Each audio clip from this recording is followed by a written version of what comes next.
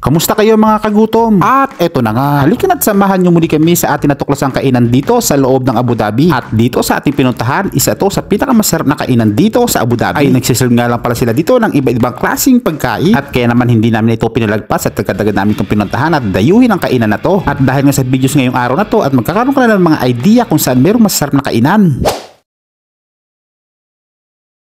At eto na nga. At bali walking distance na nga lang pala ang kainan na to at medyo malapit nga dito sa aming inuuwian at agad naman itong aming pinuntahan. At dahil sa masasarap na kainan dito at pagkain nila talaga naman mabubusog na naman tayo ngayong araw na to. At meron pala sila rito na sweet spicy na butter chicken mousse na may kasamang masarap na sauce. Ay talaga namang panalo. Meron nga rin pala sila rito na chicken inihaw at merong masarap na pinilito ng isda na mayroong marination. At isa sa pinaka best seller nila ang butter chicken. Meron din nga pala kasama yan na iba-ibang klase ng side dish. Nako sigurado mga idol talaga namang mag-e-enjoy ka at mabubusog ka sa lugar na to. At dito mo nga lang pala yung matatagpuan sa mismong spicy fresh chicken. Kung dahil taga Abu Dhabi ka at madali lang palang hanapin to. Located nga pala sila sa mismong Hamdan Street, Abu Dhabi City. Ay siya, kaya naman napakadaling hanapin ang kanilang kainan.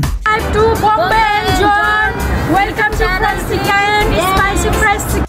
At pagpasok mo nga dito at makikita mo kagad ng napakaganda lang interior design. At kaya naman hindi ako mapapahiya sa inyo para i-recommenda sa inyo to kasi nga napakalinis na at napakaganda pa ng kanilang dining area. Dahil nga doon talaga naman dinarayo ang kainan na to at pati na rin sa kanilang masasarap na mga pagkain at iba-ibang klaseng mga pagkain. At eto na nga. At mas nag-enjoy nga pala kami dito kasi nga naman ang kanilang mga staff talaga namang i-assist kayo ng maayos. At kung tatanungin nyo naman kami sa paghihintay ng ating order ay hindi naman din ganun katagal at mas mabilis nga rin pala sila rito mag-serve ng kanilang mga pagkain. Grabe naman talaga sa itsura pala ng mga kanilang mga pagkain, talaga namang matatakam ka na at gugutumin ka talaga. At para magkaroon din kayo ng mga idea, ito pala ang kanilang mga menu. Kayo na pala bahala maghanap dito, pakipost na lang pala para makita nyo kung ano mga klase ng mga pagkain nila meron sila dito. At marami rin pala pwedeng may order dito sa kanila. At marami rin sila mga iba-ibang klase ng mga inumin at mga juices. At meron nga rin pala tayong bagong makakasama para dito sa ating food tripan. At kaya naman huwag na natin patagalin to. Let's go mga kagutom, kainan na!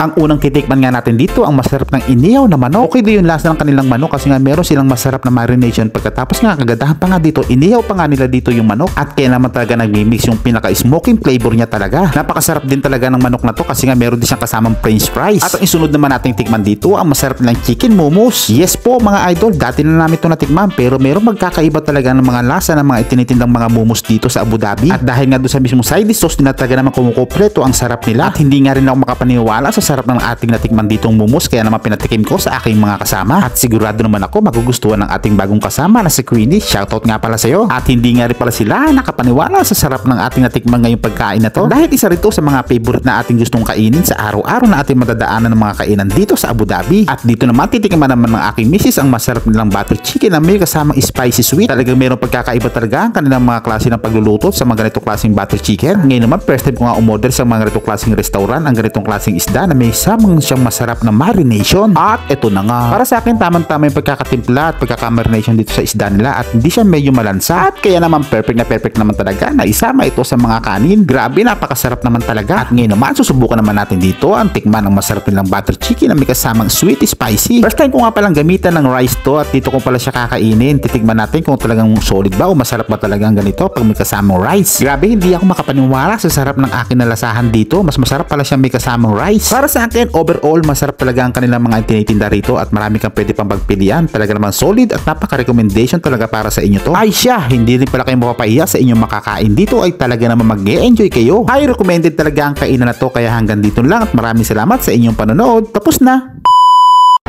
Wait. 1, 2, 3, go! Hello everyone! Welcome! 1, 2, 3, go! Hello everyone! Welcome to...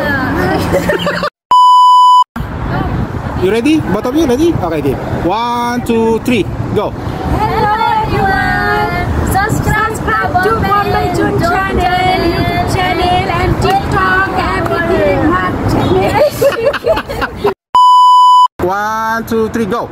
Hello everyone! Welcome to Bombay John YouTube channel and Facebook, TikTok.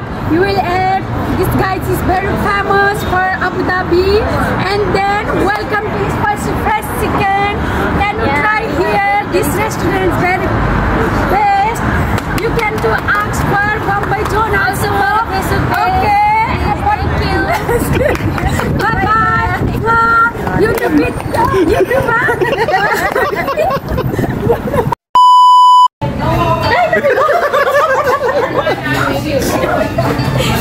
Say hi.